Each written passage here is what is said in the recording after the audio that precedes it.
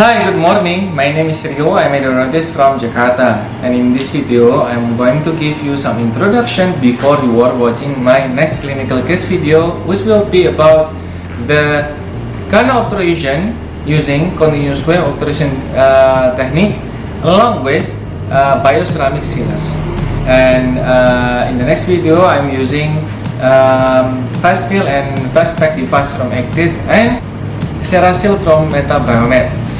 And if you are asking me about why do I place a bioceramic sealers with or in conjunction with continuous wave obturation device or technique, which will affect its bioceramic sealers properties, and mainly about the flowability of the bioceramic sealers.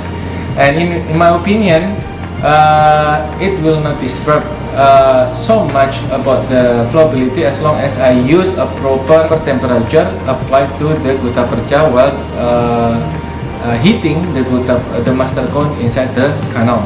And then regarding about the flowability of the bioceramic sealers, in my opinion, during the insertion of the master cone inside the root canal, which was already coated with the bioceramic sealers inside it, the bioceramic sealer itself inside the root canal will be distributed evenly or well. And particularly in the apical of the root canal, it is filled with bioceramic sealers and the gutta-percha itself. So the heat will not affect too much in the apical third.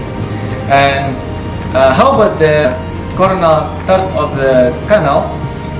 In my opinion, as long as I can get the homogeneity of the root canal obturation using the gutta-percha, and the sealer itself has already been coated inside the dentinal wall, it is okay for me to place the backfilling gutta-percha technique.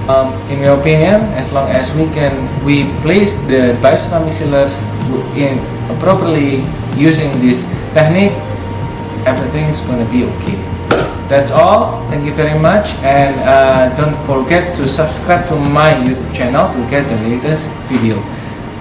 See you next time. Assalamualaikum warahmatullahi wabarakatuh.